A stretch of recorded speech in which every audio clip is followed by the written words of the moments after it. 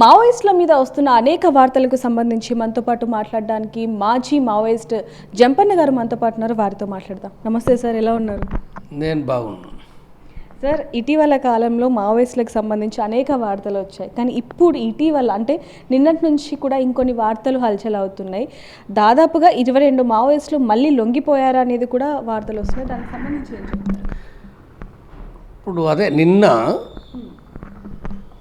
Orissa DGP ముందట అంటే మొట్టమొదటిసారిగా మనం అంటే ఇప్పుడు కొన్ని నెలల నుంచి ఛత్తీస్గఢ్, తెలంగాణ లేదా మహారాష్ట్ర, మధ్యప్రదేశ్ లేదా ఆంధ్రప్రదేశ్ అధికారుల ముందట సరెండర్ అయినట్టుగా లేదా సాయుధ పోరాట విరమణ చేసినట్టుగా మనం ఈ వార్తలు చూస్తున్నాం. మనం నిన్న ప్రత్యేకించి ఏంటంటే మొట్టమొదటిసారిగా ఒరిస్సా డీజీపీ ముందట దాదాపు చాలా కాలం నుంచి కూడా అక్కడ లేవవి. ఇది మొదటిసారిగా ఏంటంటే వాళ్ళు 22 మంది ఆయుధాలతోటి కూడా ఏకేఎస్ఎల్ఆర్ ఆయుధాలతోటి కూడా వాళ్ళు సరెండర్ అయినట్టుగా వార్త వచ్చినమాట. వాస్తవం అది. వాళ్ళు ఎవరంటే దర్బ డివిజన్ అంటే ఛత్తీస్గఢ్ లోపట, అంటే ఒరిస్సాకు ఛత్తీస్గఢ్కు బార్డర్ లోపట ఉంటుంది. అక్కడ ఆ ఛత్తీస్గఢ్ దర్బ డివిజన్ అనే పేరుతోటి ఉంటుంది. దర్బ డివిజన్ లోపట అక్కడ ఆర్గనైజేషన్ ఏంటంటే మల్కాన్గిరి, ఒరిస్సాకు సంబంధించిన జిల్లా అది. దాంట్లో కొంత భాగము దర్బ డివిజన్లో, ఇప్పుడు సుక్మా జిల్లాలో కూడా కొంత భాగం ఉంటుంది, దాన్ని దర్బ డివిజన్ అంటారు. అక్కడి నుంచి వాళ్ళు 22 మంది సరెండర్ అయినరు. అంటే అసలు యాక్చువల్గా పార్టీ ఆర్గనైజేషన్ ఏంటంటే ఏఓబి, ఆంధ్ర ఒరిస్సా బార్డర్ అనేది ఇది ఒక రాష్ట్ర ఆర్గనైజేషన్, పార్టీ రాష్ట్ర ఆర్గనైజేషన్లో భాగంగా వాళ్ళు ఉన్నారు. అంటే దాదాపుగా ఏంటంటే ఇప్పుడు దర్బ డివిజన్లో ఉన్నోళ్ళు అంతకుముందు కూడా సరెండర్ అయిన వాళ్ళు ఇప్పుడు సరెండర్ అయినరు. దాదాపుగా ఏంటంటే దర్బ డివిజన్లో కూడా దాదాపు సమాప్తానికి వచ్చేసిండ్రు. అంటే ఏఓబి రాష్ట్రంలో బట్టే దాదాపుగా అక్కడ ఖాళీ అయిపోయిన కింద లెక్కనేది. కాబట్టి ఇది అంటే వరుసంగా మనం గమనిస్తే మావోయిస్టు పార్టీ నుండి ప్రత్యేకించి ఈ అక్టోబర్ 15 నుంచి కూడా అంటే ఈ 2-3 నెలల కాలం లోపల కూడా వాళ్ళు సుమారు 550-600 వరకు కూడా సరెండర్ అయినరు తెలంగాణలో కలుపుకొని.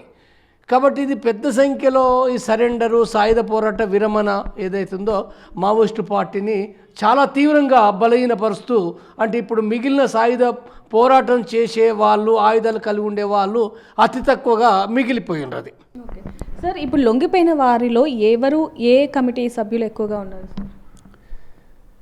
ఇప్పటి వరకు అంటే లొంగిపోవడం ఒక్కటే కాదు, నేను మళ్ళీ మీకు చెప్పేది ఏంటంటే సాయుధ పోరాట విరమణ వేరు, సరెండర్ వేరు. వాస్తవంగా సరెండర్ అనే కంటే కూడా దాన్ని లీగల్ అనాలి. లొంగిపోయిన వాళ్ళు ఎవరైతే ఉన్నారో ఒక ఇల్లీగల్, తుపాకులు పట్టుకోవడం ఇల్లీగల్ కాబట్టి ఆ ఇల్లీగల్ కార్యక్రమాల నుంచి వాళ్ళు లీగల్గా వస్తున్నారు, చట్టబద్ధంగా వస్తున్నారు. కాబట్టి ఇది వేరు. సాయుధ పోరాటం విరమణ చేసే వాళ్ళు కూడా లీగల్గా వచ్చిండ్రు, కానీ వాళ్ళు స్పష్టంగా వాళ్ళకొక ప్రోగ్రాం ఉంది. ఆ పార్టీని వదిలిపెట్టి రావడానికి ఒక ప్రోగ్రాం ఏంటి? సాయుధ పోరాట మార్గాన్ని వదిలేయడము. సాయుధ పోరాట మార్గాన్ని వదిలేయడం అంటే ఆయుధాలను వదిలేయడము, యుద్ధ పద్ధతి వదిలేయడము. ఏం చేయాలి? ఇక్కడ ఉండి, అంటే ఇక్కడ చట్టబద్ధంగా ఉండి ప్రజా పోరాటాలు, ప్రజా ఉద్యమాలు లేదా ప్రజా సంఘాల నిర్మాణము, ఈ రకంగా వాళ్ళు అనుకున్న లక్ష్యం, వాళ్ళ సిద్ధాంతం ఉంది కదా, తమ సిద్ధాంతాన్ని కూడా వదులుకోలేదని చెప్పారు. వాళ్ళు తమ సిద్ధాంతం ఏదైతుందో నూతన ప్రజాస్వామిక విప్లవం అనేది ఏదైతే చెప్పినరో, అంటే ఆ విప్లవం ప్రకారంగా ఒక కమ్యూనిస్టుగా వాళ్ళ కార్యకలాపాలు కొనసాగించాలనే విషయాన్ని వాళ్ళు ఎప్పుడూ సెప్టెంబర్ 15 తర్వాత, అంటే ఇప్పుడు మన సోను ఉన్నాడు కదా, సోను అని చెప్పి భూపతి సోను, లేకపోతే అలియాస్ మల్లోజుల వేణుగోపాలరావు అంటుండు కదా, ఆయన మొట్టమొదటి ఇచ్చిన ప్రకటన కానీ ఆ తర్వాత 22 పేజీల ప్రకటనలు కూడా చాలా స్పష్టంగా మేము ఎందుకోసం ఈ సాయుధ మార్గాన్ని మేము వదిలిస్తున్నాము, ఇప్పుడు ఎంత మాత్రం అది సాధ్యం కాదు కాబట్టి మేము దాన్ని విరమించుకొని మేము ఇప్పుడు ఇక్కడ చట్టబద్ధంగా మేము ప్రజల్ని చైతన్యవంతం చేయడానికి, మా లక్ష్యాన్ని విజయవంతం చేయడానికి మేము మా మార్గాన్ని వదిలిస్తున్నాం అనేది వాళ్ళు చెప్పారు. కాబట్టి వాళ్ళు సరెండర్ అనేది కాదు, ఆల్రెడీ ప్రభుత్వం కూడా అదే చెప్తుంది. కాబట్టి ఈ భాష ఏదైతుందో ఇప్పుడు మీడియా ఏం చేస్తుందంటే అన్నీ ఇక ఒకటే, అందరూ సరెండరు. మళ్ళీ ఇంకో పిచ్చి మాట మాట్లాడతారు. పిచ్చి మాట అంటే ఎందుకంటే అది ఎక్కువ పోవాలి, జనజీవన శ్రమంతి అంటారు. ఎందుకు పిచ్చి మాట అంటే వాళ్ళు జనంలో లేరా? జనంలో లేకుండా మరి ఇప్పుడు ఎన్నో ఉద్యమాలు నిర్మించిన చరిత్ర ఉంది కదా. భూస్వాముల భూములు దున్నడం కావచ్చు, ఫారెస్ట్ భూములు కావచ్చు, లేకపోతే అనేక రకాలుగా అనేక ఉద్యమాలు నిర్వహించిన చరిత్ర వాళ్ళకు ఉంది. ప్రజలు చేయకపోతే వాళ్ళు చేసినరా? ప్రజలే కదా చేసింది. కాబట్టి అంటే ఇప్పుడు ఏదో కొత్తగా జనంలోకి వచ్చినట్టు అప్పుడు వాళ్ళంతా గుట్టలలో బండలలోనే ఉన్నారు అన్నట్టుగా తప్పుడు భాష అది. తేడాలు ఉన్నాయి. అది రహస్యంగా ఉన్నారు వాళ్ళు, ఒక ఇల్లీగల్గా ఉన్నారు. కానీ అక్కడైనా ఇక్కడైనా జనంలో ఉన్నారు. కాబట్టి జనజీవన స్రవంతి అనే పదమే నేను మళ్ళీ చెప్తున్నా. ఇది మీడియా వాళ్ళు అంటే కనీసం ఏంటంటే ఆలోచించి మీడియా వాళ్ళు ఈ భాషను మార్చండి, తప్పుడు భాష ఇది అనేది నేను చెప్తున్నా. కాబట్టి సరే లీగలే అంటే సరెండర్ అన్నా లీగలే అంటే సరెండర్ అంటే ఎవరు కాలు మొక్కుతలే, ఎవరు దండం పెడతలే, ఎవరికి తొత్తులు కావటం లేదు. బీజేపీకి గారు, కాంగ్రెస్ గారు, కేసీఆర్కి గాలే, లేకపోతే రేవంత్ రెడ్డికి గాలే, ఎవరికి గారు. సరెండర్ అంటే ఇది స్పష్టంగా అర్థం చేసుకోండి, లీగల్ కావడమే. లీగల్గా వచ్చి వాళ్ళకి చట్టబద్ధంగా వాళ్ళకి అన్ని రైట్స్ ఉంటే వాళ్ళు ఏం చేయాలో చేస్తారు వాళ్ళు చట్టబద్ధంగా. ఇది నేను చెప్పే విషయం. సార్, లొంగిపోయిన వాళ్ళందరికీ కూడా ఖచ్చితంగా ప్రభుత్వం సహాయం చేస్తుంది, వాళ్ళకి ఉద్యోగాలు ఇప్పిస్తుంది అంటున్నారు. ఇప్పుడు వరకు లొంగిపోయిన వాళ్ళకి ఏమైనా ఉద్యోగం అవి ఏమైనా ఉపాధి కల్పించాయంటారు? ఉపాధి కల్పించడం అనేది ఎప్పుడు జరగలే. మాటలు మాట్లాడతారు తప్ప ఏ ప్రభుత్వాలు కూడా, ఏ రాష్ట్ర ప్రభుత్వాలు ఎవరన్నా కానీ ఎవ్వరు కూడా ఏ ఉపాధి కల్పించలే. అది బోగస్. రివార్డ్ అనేది ఏదో సరే ఆ డబ్బుకు సంబంధించింది అవి కోట్లు ఉన్నాయి. ప్రకటించేది ఎక్కువ 10% ఎక్కువ ప్రకటిస్తారు, 10 రెట్లు ఎక్కువ ప్రకటిస్తారు వాళ్ళు. ఇప్పుడు ఉదాహరణకు వేణుగోపాల్ అంటే సోనుకు 6 కోట్లు 4 కోట్లు ఉన్నారు. ఇది బోగస్, పచ్చి బోగస్. అది వచ్చేటి ఏంటంటే ఒక రాష్ట్ర ప్రభుత్వం ప్రకటించేది 25-30 లక్షలు ఉంటుంది. ఆ 30 లక్షలు లేదా 35 లక్షలు గంతే ఉంటుంది తప్ప అంతకంటే ఏముండదు. అది ఇది తప్పుడు ప్రచారం. అది ఒకటి. ఇప్పటికి వాళ్ళకి ఇవ్వలే. ఇప్పుడు ఇచ్చిండ్రు అంటే ఇప్పటికి ఇవ్వలే. వాళ్ళు తీసుకోలేదు, వీళ్ళు ఇవ్వలేదు. కాబట్టి సరే రేపేం తీసుకుంటారా, ఎట్లా తీసుకుంటారు ఏంటనేది వేరే విషయం. కాబట్టి వాళ్ళకు ఈ రివార్డు తప్ప ఇక భూమి, ఇండ్లు అనేటి ఎత్తునియో ప్రచారం చేస్తారు.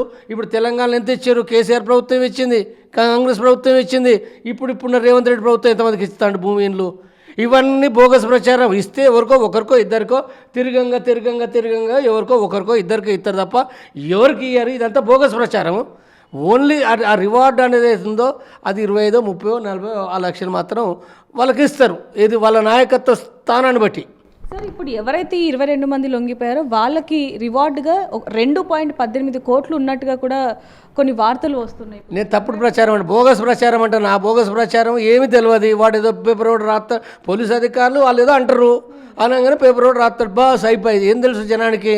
ఇప్పుడు వచ్చిన లొంగిపోయిన వాళ్ళు ఉన్నారు కదా, ఏదో ఒక్కరిద్దరుగా, ఒక్క వేణుగోపాల్ కాదు కదా ఇవాళ వచ్చింది.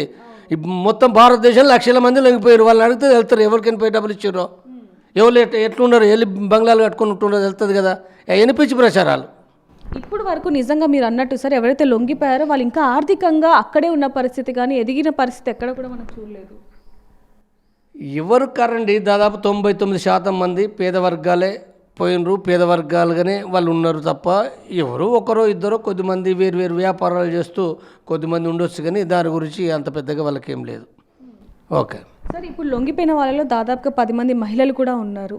అంటే లొంగిపోవడానికి ప్రధాన కారణం ఏంటంటారు?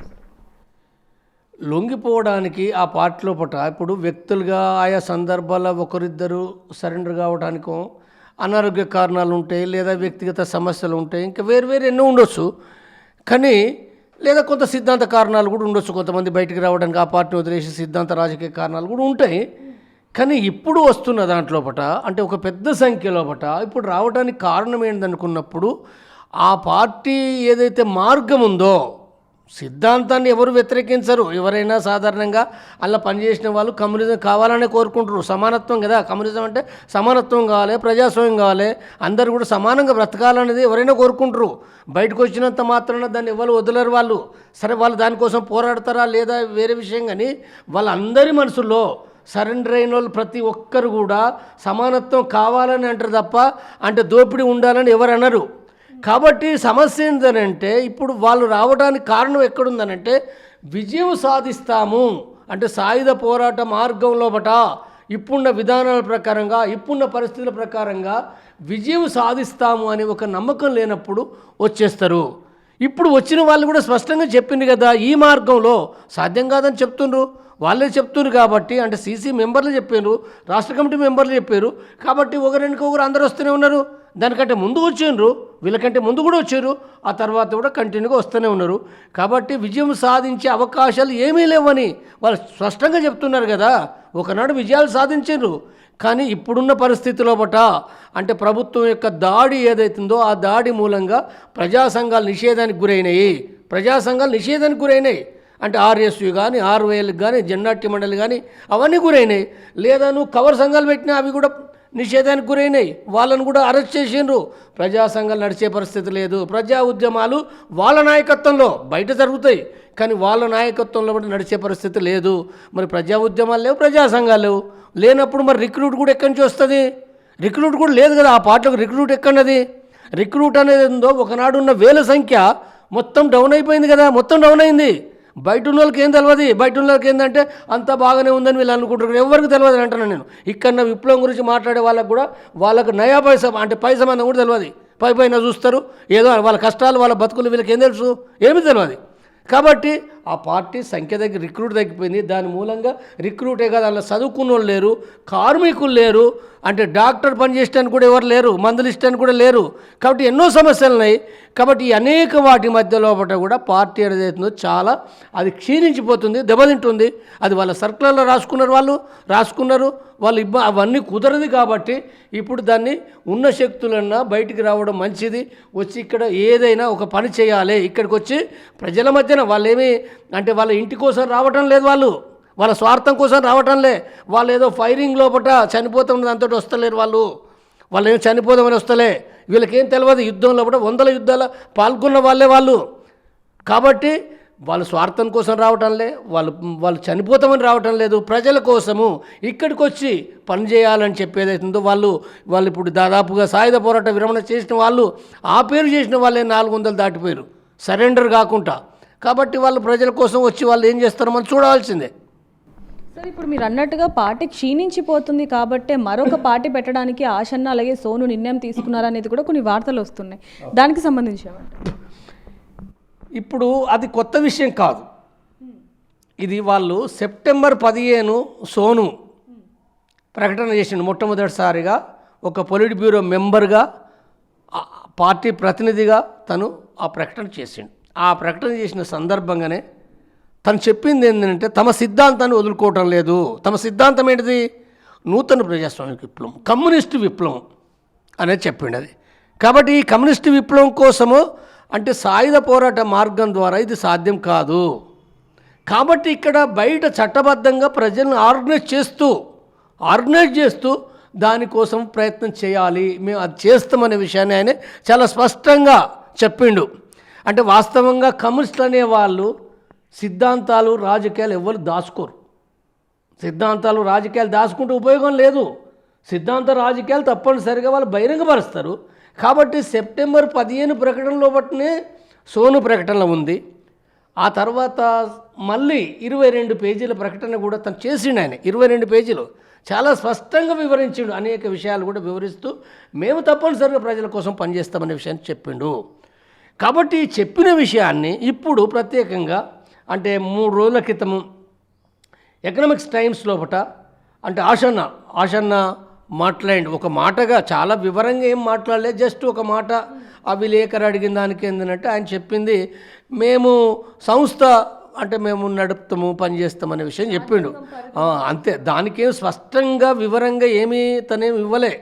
మరి అక్కడ ఏం మాట్లాడారు ఏమో కానీ అంటే మనకు అందులో కనపడింది ఏంటంటే ఒక వాక్యం కనపడుతుంది, అది అంతే, అంతకంటే ఏం లేదు. కాబట్టి ఇప్పుడు ఆ వాక్యం ఏమైపోయింది, ఇప్పుడు చాలా మీడియాలో చర్చ జరుగుతుంది. అంటే వేరు యూట్యూబ్ ఛానల్లో పత్రికల్లో కూడా చర్చ జరుగుతుంది. ఎందుకు అని అంటే ఆసక్తి ఉన్నది. అంటే వాళ్ళు ఆల్రెడీ గతంలో చెప్పిండ్రు ఒకటి, తర్వాత ఇప్పటికి ఇంకా వాళ్ళు ఇంకా రాలే కదా బయటకు వచ్చి వాళ్ళు స్పష్టంగా తమ విధానాలు చెప్పలే. అంటే వాళ్ళు అక్కడే ఇంకా ఇప్పుడు ప్రభుత్వ ఆధీనంలో పట్టిన వాళ్ళు ఉన్నారు. సాధారణంగా ప్రజలకు తెలియని విషయం ఏంటంటే సరెండర్ అయిన వాళ్ళైనా సాయుధ పోరాట విరమణ చేసిన వాళ్ళైనా కొంతకాలము అలా అనేకమైన ఉంటే విషయాలు అంటే వాళ్ళు రేపు వచ్చినప్పుడు చెప్పొచ్చు వాళ్ళు. కాబట్టి అనేక విధానాల ప్రకారం ఏంటంటే ప్రభుత్వ ఆధీనంలో ఉంటారు వాళ్ళు, కొద్ది కాలం ఉంటారు. అది నెల, 2 నెలల, 3 నెలల, 4 నెలల, 6 నెలల ఉంటారు వాళ్ళు. ఎంతకాలం ఎక్కడైనా, ఈ ఒక్క దేశంలో కాదు ప్రపంచంలో ఎక్కడైనా అవన్నీ ఉంటాయి, ఆ విధానాలు ఉంటాయి. కాబట్టి వాళ్ళు వచ్చిన తర్వాత స్పష్టంగా వాళ్ళు తమ యొక్క అభిప్రాయాలని తప్పనిసరిగా చెప్తారు. వాళ్ళు చెప్పకుండా ఎందుకుంటారు వాళ్ళు? వాళ్ళు ఏదో ఇంటికాడ ఉండటానికి కాదు కదా, వాళ్ళు వచ్చి ప్రజలు పనిచేయడానికి కాబట్టి అనేక ప్రశ్నలకు వాళ్ళు సమాధానం తప్పనిసరిగా ఇస్తారు వాళ్ళు. అంటే సార్ ఇప్పుడు రాజ్యాంగం పరిధిలోనే మేము అడుగులు వేస్తాము, దాని త్రూయే వెళ్తాము అంటూ కూడా చెప్పడం జరిగింది. అంటే దాని అర్థం ఏంటంటారు? ఇప్పటి వరకు మావోయిజం ఏదైతే ఉందో దానివల్ల కుదరట్లేదు కాబట్టి ఈ దారి ఎంచుకున్నారు అంటూ కూడా వస్తున్నాయి. ఇప్పుడు వాళ్ళు మావోయిజం కుదరలేదని వాళ్ళు ఎక్కడ చెప్పలే, స్పష్టంగా ఉండాలి. మావోయిజం వేరు, సాయుధ పోరాట విరమణ వేరు. ఈ రెండు వేరు వేరు విషయాలు. సాయుధ మార్గం అనేది ఉందో ఇది సరైనది కాదు, ఆయుధాలు పట్టుకొని యుద్ధం చేయడం సరైనది కాదు. తమ సిద్ధాంతాలు వదులుకోలేదని అన్నారు వాళ్ళు. తమ సిద్ధాంతాలు అంటే నూతన ప్రజాస్వామిక విప్లవ సిద్ధాంతాన్ని వదులుకోలేదు. తర్వాత ఇది మాత్రం కాదు, మార్క్సిజాన్ని, వాస్తవంగా మావోయిజం అంటే మార్క్సిజం అనే ఒక సిద్ధాంతం. మావో కూడా మార్క్స్ని అనుసరించిండు. మావో విడియ సిద్ధాంతాలు అనే కంటే కూడా మార్క్స్ సిద్ధాంతాలే. కాబట్టి ఆ సిద్ధాంతాలు వాళ్ళు ఏం వదులుకోలేదు. వాళ్ళు ఇక్కడ వాళ్ళు వచ్చి రాజ్యాంగం ద్వారా, ఇక్కడ రాజ్యాంగానికి లోబడి ఇక్కడ మేము అంటే ఒక ప్రజలను ఆర్గనైజ్ చేస్తామని చెప్పారు వాళ్ళు. రాజ్యాంగం ద్వారా ఆర్గనైజ్ చేస్తామని అంటే ఏంటిది? రాజ్యాంగ హక్కులు ఉన్నాయి కదా, ఎవరైనా మాట్లాడడానికి హక్కులు ఉన్నాయి కదా. కమ్యూనిజం మాట్లాడుకోవచ్చు, మార్క్సిజం మాట్లాడవచ్చు. ఇప్పుడు నేను మాట్లాడేట్టు కూడా మరి కమ్యూనిజం విషయాలు మాట్లాడుతున్నా కదా. నేనే కాదు, ఈ దేశంలో చాలామంది కమ్యూనిజం గురించి మాట్లాడతారు, మార్క్సిజం గురించి మాట్లాడతారు. ఇప్పుడు బుక్ ఫేర్ పోండి, బుక్ ఫేర్ జరుగుతుంది కదా, బుక్ ఫేర్ కూడా అక్కడ అనేక వేల లక్షల పుస్తకాలు ఉన్నాయి. మార్క్సు, లెనిను, మావో పుస్తకాలు ఉన్నాయి. సాహిత్యం ఉంది, సభలు పెట్టుకుంటారు, మాట్లాడుకుంటారు, పార్టీలు పెట్టుకుంటారు, తప్పేం లేదు కదా. అంటే ఈ రాజ్యాంగం లోపల ఈ హక్కు ఉంది. ప్రతి వాళ్ళు కూడా దాన్ని ప్రచారం చేసుకునే హక్కు ఉంది, మాట్లాడే హక్కు ఉన్నది, నువ్వు సంఘం పెట్టే హక్కు ఉన్నది, చట్టబద్ధంగా పనిచేసే హక్కు ఉన్నది. నువ్వు చేయకూడదు ఏంటంటే హింస చేయొద్దు, ప్రతి హింస చేయొద్దు, నువ్వు విడిగా చేయకూడదు, ఇది కదా. కాబట్టి ఇది కాకుండా నువ్వు ఏదైనా ప్రచారం చేయొచ్చు. దాంట్లో ఏమి పోలీసు అధికారులు కూడా ఏమన్నారు కదా, పోలీసు అధికారులు కూడా ఏమన్నారు, చట్టబద్ధంగా ఎవరికి ఏదైనా ప్రచారం చేసుకునే హక్కు ఉంది. కాబట్టి వాళ్ళు ఏమంటుండ్రు, ఈ రాజ్యాంగబద్ధ పద్ధతిలో పట మేము ఇక్కడికి వచ్చి పనిచేస్తామని చెప్తుండ్రు. కాబట్టి ఎట్లా పనిచేస్తారంటే వాళ్ళు ఏం పార్టీ ఏం పేరు పెట్టుకుంటారు, మావోయిస్ట్ పార్టీ పెట్టుకుంటారా, మరొకటి పెట్టుకుంటారా, మనం ఉండొచ్చు. వాళ్ళు చెప్పాలి మావోయిస్ట్ అంటే అదే పేరు పెట్టుకుంటారా, ఇంకో పేరు పెట్టుకుంటారా, లేకపోతే వాళ్ళ విధానాలు సరే కమ్యూనిజం అన్నాం, నూతన ప్రజాస్వామిక అన్నాం, ఓకే అదే ఉంటుందా, వేరే మళ్ళీ మార్చుకునే వాళ్ళు కూడా మళ్ళీ స్టడీ చేస్తారు కదా. ఇప్పుడు ఇక్కడికి వచ్చిన తర్వాత ఇంకా కొన్ని విషయాలు అర్థమవుతాయి కదా. అర్థమైన తర్వాత వాళ్ళందరూ మాట్లాడుకోవాలి కదా. జస్ట్ ఒక మాట మాట్లాడారు, కానీ వాళ్ళందరూ మాట్లాడుకొని వాళ్ళ విధానాలు ప్రకటించినప్పుడు అర్థమవుతుంది మనకు. ఈ కొత్త సంస్థ ఏర్పాటు కోసం ప్రభుత్వానికి కూడా భూమి అడిగే పరిస్థితి కూడా వస్తుంది అంటూ కూడా చెప్పడం జరిగింది. లేదు, అది అంటే ఇప్పుడు పత్రిక లోపల రకరకాలుగా ఆయన ఏమన్నాడు, తర్వాత ఈయనేం రాసిండో అదంతా. కానీ నా ఉద్దేశం లోపల ఒక పార్టీ పెట్టడానికి భూమి అడుగుతారనేది ఏముండదు. ఆయన ఏం అట్లా అన్నాడు, ఆయనకు అవగాహన ఉన్న మనిషే. ఇప్పుడు ఇప్పుడు మీరు వేసిన ప్రశ్న, మీరు ఏ ప్రశ్న వేసినప్పుడు ప్రభుత్వం ఇస్తుందా ఇవ్వలేదనంటే నేనేం చెప్పినా ఆ భూమి ఎవరు ఇవ్వటం లేదు. ఇస్తే ఒకవేళ కనుక ఇస్తే ఛత్తీస్గఢ్ ఇస్తారు కావచ్చు కొంతమందికి కొంతవరకు. కాబట్టి ఇస్తే ఏం చేస్తామని అడిగిండు కావచ్చు. విలేకరు అడిగితే ఏం చేస్తామనంటే ఆయన మాట ఆ సందర్భంగా దాన్ని నేను ప్రజల కోసం సంస్థ కోసం ఉపయోగిస్తానని చెప్పి ఉంటాడు, అంతే చెప్పి ఉంటాడు. కాబట్టి అంతకంటే ఇంకేముండదు అందులో. ఇక అది రాసేది ఏంటంటే చాలా పెద్దగా చెప్తే దాన్ని తగ్గించి విలేకరి రాస్తాడు కదా. ఎకనామిక్స్ టైం మొత్తం కాదు కదా. అందుకోసం ఏంటంటే ఇప్పుడు మీడియాలో డైరెక్ట్ మాట్లాడిన దానికి ఆ పత్రికలు రాసేదానికి తేడా ఉంటుంది. అందుకోసం నేను భయపడతా పత్రికలకు. ఇప్పుడు వాళ్ళు ఫోన్లో ఎక్కడ ఉండి ఢిల్లీ నుండి అడిగితే చెప్తే మళ్ళీ వాళ్ళు దాన్ని తగ్గించి మళ్ళీ ఏదో రాస్తారు. వాళ్ళు ఇంకేం చేయాలి అక్కడ. సార్ ఇప్పుడు ఏదైతే ఈ పార్టీ ఉందో ఏప్రిల్ మేలో ఈ పార్టీ రాబోతుంది అని వార్తలు వచ్చాయి, ఇందాక మీరు కూడా చెప్పడం జరిగింది. మరి పార్టీ పేరు ఏంటి అనే దాని మీద ఏం చెప్తారు?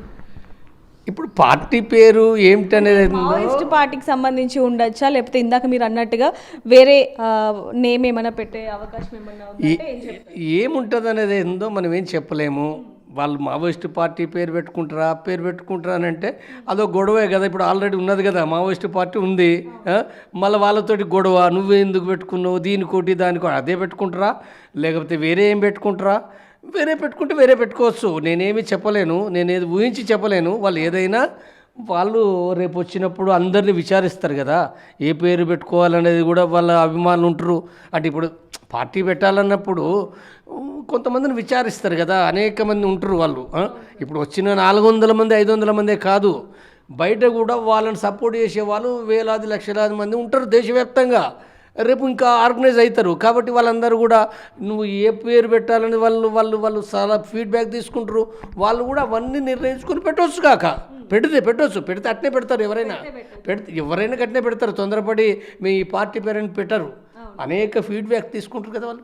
కాబట్టి ఒకవేళ కనుక ఈ పార్టీ నిజంగానే రాబోయే రోజుల్లో వస్తే కనుక ఎన్నికలు ఏమన్నా జరిగే అవకాశం ఉందంటారా? అలాగే చట్టబద్ధంగా ఈ పార్టీ నడుస్తుంది అనొచ్చు అంటారా? ఇప్పుడు వాళ్ళు ఇచ్చిన ఇండికేషన్ ఏంటంటే, మన సోను కానీ ఆషన్న కానీ, సోను కూడా అంతకుముందు ఇండియన్ ఎక్స్ప్రెస్కి ఇచ్చిన ఇంటర్వ్యూలో ఉన్నది, తర్వాత మరొక ఇంటర్వ్యూలో ఉన్నది, ఆషన్న కూడా ఇచ్చిన ఇంటర్వ్యూలో వాళ్ళు స్పష్టంగా చెప్తున్నారు ఏంటంటే, ఎలక్షన్స్ అనేటినో అంటే పార్టీ ఏదైతే వ్యూహాత్మకంగా చూసింది తప్పిది, ఎత్తుగడల ప్రకారంగా చూడాలి అనే విషయం వాళ్ళు చెప్పారు. వాళ్ళు ఎత్తుగడల ప్రకారంగా అంటే దాని అర్థం ఏమొస్తుందనంటే, అంటే నిలబడకపోవడం అది ఏ రకంగానైనా ఉండొచ్చు, తప్పనిసరి బహిష్కరించాలని కాదు అనే విషయం వాళ్ళు స్పష్టం చేశారు. కాబట్టి వాళ్ళు ఎప్పుడు నిలబడతారు, ఎట్లా నిలబడతారు అనేది వాళ్ళు మాట్లాడుకొని దాన్ని డిసైడ్ చేసుకుంటారు. కానీ వాళ్ళ అర్థం ఏంటంటే, దాని అర్థము ఎన్నికలు అంటే పోటీ చేయడం తప్పేం కాదు అనేది వాళ్ళు క్లియర్ ఇండికేషన్ ఇచ్చారు. కాబట్టి నా ఉద్దేశం ప్రకారం, నా ఆలోచన ప్రకారం కూడా ఎన్నికల్లో నిలబడచ్చు, పోటీ చేయొచ్చు. పోటీ చేస్తే తప్పు కాదు, పోటీ చేస్తే చెడిపోయినట్టు కాదు, పోటీ చేసిన బూర్జో పార్టీలాగా చూడాల్సిన పని లేదు. As a communist party, as a విప్లవ పార్టీగా లెనిన్ లాంటి రష్యా లోపల విప్లవాన్ని విజయవంతం చేసిన లెనిన్ పార్టీ చాలా స్పష్టంగా చెప్పింది ఏంటంటే, ఎన్నికల నిలబడి తీరాలి, ఎన్నికల నిలబడకపోవడం అంటే బహిష్కరించడం అంటే మూర్ఖత్వం అనే విషయం చెప్పిండు. కాబట్టి ఎప్పుడు బహిష్కరిస్తారంటే, ప్రజలందరూ కూడా తిరుగుబాటు చేసి ఈ ఎన్నికలు వద్దు అని చెప్పి ప్రజలంతా ఉన్నప్పుడు అప్పుడు వేరు. కానీ అది లేనప్పుడు ప్రజల ఆలోచన అర్థం చేసుకొని కమ్యూనిస్టులు ఎవరైనా తమ బలం ఎంత ఉన్నప్పటికీ నిలబడాలి, తమ స్వతంత్రంగా నిలబడాలి, తాము పోటీ చేయాలి. పోటీ చేస్తూ కూడా ఏంటంటే అది 10 మంది ఉన్నా 20 మంది ఉన్నా చేయాలనే విషయం నేనేం చెప్పిండు. కాబట్టి తప్పు లేదు. దాని గురించి వాళ్ళు విస్తారంగా కూడా రేపు వాళ్ళు వచ్చినప్పుడు వాళ్ళు వివరంగా కూడా చెప్పొచ్చు. వాళ్ళు సార్, గాదె ఇన్నయ్య గారి గురించి మనందరూ కూడా తెలిసిందే. ఇటీవల కాలంలో ఆయన మావోయిస్టులకు సంబంధించి మాట్లాడిన మాటల్లో కొన్ని మాటల వల్ల ఆయన ఇప్పుడు అరెస్ట్ అవ్వటం జరిగింది. ఆయన గురించి ఏం చెప్తారు? ఇప్పుడు ఆయన గురించి చెప్పడం అంటే, ఆయనే ఒకప్పుడు మావోయిస్ట్ పార్టీ పీపుల్స్ వార్ లోపల 85-86 లోపల పనిచేసిండు. ఒక అండర్ గ్రౌండ్గా 1-2 ఏళ్ళ కాలం పనిచేసిండు. కాబట్టి అండర్ గ్రౌండ్గా ఆ తర్వాత ఆయన గాయమైంది, బయటకు ఉన్నాడు. ఆ తర్వాత ఆయన అందరికీ తెలిసిన విషయం ఏంటంటే, తెలంగాణ కోసము ఆయన రాయడము, తర్వాత ఆ పార్టీని అంటే టీఆర్ఎస్ పార్టీ సంస్థాపక నాయకుడు కదా మొట్టమొదటగా కేసీఆర్తో పాటుగా, అదంతా కూడా అందులో ఆయన ఒక పాత్ర వహించిండు. ఆ తర్వాత తిరిగి సరే టీఆర్ఎస్ నుంచి బయటకు వచ్చిండు. ఇంకా ఆయన రకరకాల రాజకీయ పార్టీల లోపల కొంత దానికోసం ప్రయత్నాలు చేసిండు. తర్వాత పోయిన అసెంబ్లీ ఎన్నికల లోపల కూడా కేసీఆర్ని ఓడించాలన్నాడు, కాంగ్రెస్ని గెలిపించాలన్న విషయాలు కూడా అందరికీ తెలిసిన విషయాలే. కాబట్టి ఆ తర్వాత కూడా ఏంటంటే భారత్ బచావ్ పెట్టుకున్నాడు. అది మనం చూస్తున్నాం మనం. కాబట్టి అంటే నాకు తెలియదండి ఇప్పుడు అరెస్ట్ ఎందుకైండు ఏంటిది అనేది. సరే, ఆయన కొన్ని సందర్భాల్లో యూట్యూబ్లో మావోయిస్టుల గురించి కూడా మాట్లాడుతుంటాడు, ఎన్కౌంటర్ల గురించి, బూటక ఎన్కౌంటర్ల గురించి మాట్లాడుతుంటాడు. కాబట్టి నేను ఆయన వినను. ఎందుకంటే ఆయన ఇప్పుడు సాధారణంగా ఏంటంటే కొంత ఎమోషనల్గా మాట్లాడతాడు. ఎందుకు ఎమోషనల్గా మాట్లాడుతాడంటే, ఆయన ఒకప్పుడు ఆర్ఎస్యు విద్యార్థి నాయకుడుగా బహిరంగ వేదికల పట్ల మాట్లాడే ఒక ఉపన్యాసం ఇచ్చే ధోరణి వేరే ఉంటుంది.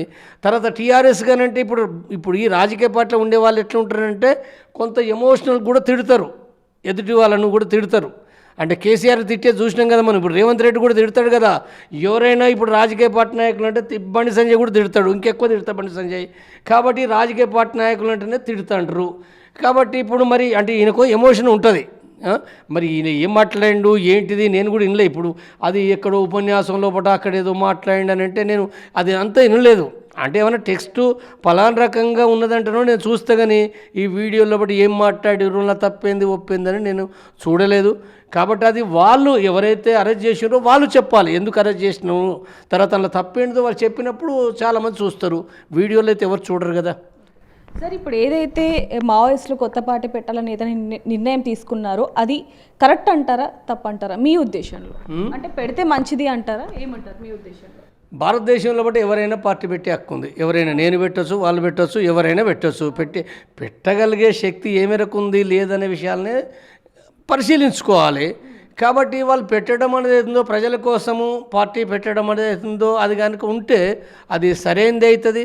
అయితే అది తప్పనిసరిగా అన్ని పార్టీలా కాక ఒక ప్రజల కోసం నిజాయితీగా, అంటే ఇప్పుడు వాళ్ళు మావోయిస్టు పార్టీకి సంబంధించి వచ్చినప్పుడు సాయుధ పోరాట మార్గం వదిలేసి వాళ్ళైతే నిజాయితీగా 40 ఏళ్ళు 50 ఏళ్ళు పనిచేసింది కదా ప్రజల కోసము. కాబట్టి అదే ఒక పట్టుదలతోటి, అదే ఒక నిస్వార్థంతో నిజాయితీగా ప్రజల కోసం పనిచేస్తే అభినందిస్తారు కదా. నేనే కాదు, దేశవ్యాప్తంగా దానికి ఒక బ్రహ్మాండమైన మద్దతు వస్తుంది. చూస్తుండ్రు ప్రజలు కూడా.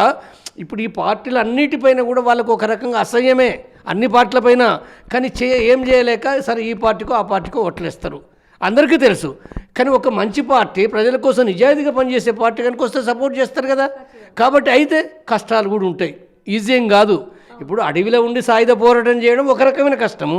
ఇప్పుడు ఈడ పని చేయడం అవుతుందో డబ్బుతోటే వారం ఒకటి, తర్వాత నిజాయితీ కలిగిన మనుషులు కావాలి, డబ్బు కావాలి. డబ్బు అంటే ఆ పార్టీలు పెట్టినట్టుగా కోట్ల ఖర్చు అవసరం లేదు, అంత అవసరం లేదు. కానీ ఎంతో కొంత డబ్బు అవసరం అవుతుంది. అంతకంటే ముఖ్యంగా పార్టీ లోపట ఒక నాయకులుగా పనిచేసే వాళ్ళు నిజాయితీగా ఉండాలి, పట్టుదలగా వాళ్ళు ప్రజల కోసం పనిచేసే ఒక కేడర్ కావాలి. అలాంటి వాళ్ళను సృష్టించుకోగలిగితే, ఆర్గనైజ్ చేసుకుంటే పార్టీ డెవలప్ అవుతుంది, తప్పనిసరిగా అవుతుంది. కాకుంటే ఏముండదు అది. కాబట్టి ఇవన్నిటిని కూడా ఎదుర్కోగలిగిన సత్తా అలాంటి వాళ్ళను వాళ్ళు ఆర్గనైజ్ చేసుకొని వాళ్ళు చేసుకుంటే అందరూ సపోర్ట్ చేస్తారు, నేను కూడా సపోర్ట్ చేస్తా. సార్ ఇప్పుడు ఏదైతే మావోయిస్టులు కొత్త పార్టీ పెడుతున్నారో, అంటే మామూలుగా చూసుకుంటే డబ్బు ఇస్తే కానీ ఓటు వేయని వాళ్ళని జనరల్ చాలామంది చూసాము. మరి ఈ పార్టీకి సంబంధించి ఓట్లని ఏ విధంగా చూడొచ్చు అంటారు? కమ్యూనిస్టులు అంటే నిజంగా మార్క్సిజం సిద్ధాంత అవగాహన ప్రకారంగా నిజమైన విప్లవ కమ్యూనిస్టులు ఎవరైతే ఉన్నారో ఈ ఎన్నికల రాజకీయాల్లో బట్టి డబ్బులు ఖర్చు పెట్టి ఓట్లు వేయించరు.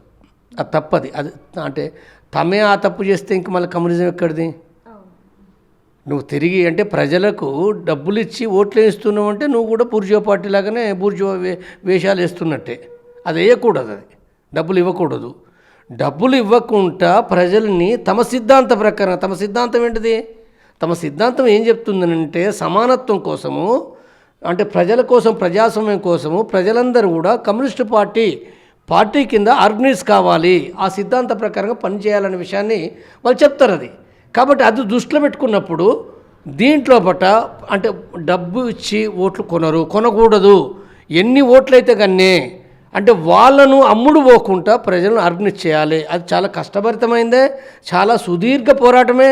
కాబట్టి ఈ సుదీర్ఘకాల పోరాటంలో కమ్యూనిస్టులు వాళ్ళు చేయాలి. అంటే ఇప్పటికి కూడా మరి చేయటం లేదా అని అంటే కొన్ని పార్టీలు ఉన్నాయి, కొన్ని దేశంలో సిపిఎం ఏంటో నాకు తెలియదు, వాళ్ళ గురించి చాలా చెడ్డ ప్రచారాలు కూడా ఉన్నాయి. సరే వాళ్ళని పక్కకు పెడితే కూడా చాలా కొన్ని పార్టీలు ఉన్నాయి కమ్యూనిస్ట్ పార్టీలు ఈ దేశంలో వాళ్ళు ఏమీ డబ్బులు ఇచ్చి వాళ్ళు ఏమీ ఓట్లాడుకుంటున్నట్టుగా ఏమీ ఆధారాలు లేవు. కాబట్టి ఏదైనప్పటికీ ప్రజలని సిద్ధాంతపరంగా ఆర్గనైజ్ చేయాలి, సిద్ధాంతపరంగా వాళ్ళని ఒకటి చేయడం అనేది ఉందో సుదీర్ఘకాలం చేయాలి.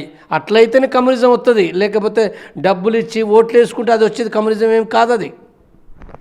సో చూస్తున్నాం కదా, మావోయిస్టుల పార్టీకి సంబంధించి కొత్త పార్టీ ఏర్పాటు చేస్తున్నారనే విషయానికి సంబంధించి పూర్తి వివరాలు కూడా జంపన్న గారు మనతో పాటు చెప్పడం జరిగింది. అలాగే వీటికి సంబంధించి పూర్తి వివరాలు కూడా అతి త్వరలోనే వెల్లడిస్తామంటూ కూడా ఆశన గారు చెప్తున్నారు. మరిన్ని వార్తల కోసం చూస్తూనే ఉండండి బిగ్ టీవీ. కెమెరామ్యాన్ సురేష్తో reporter Devika Tarnaka. For more videos like this, subscribe Big TV channel.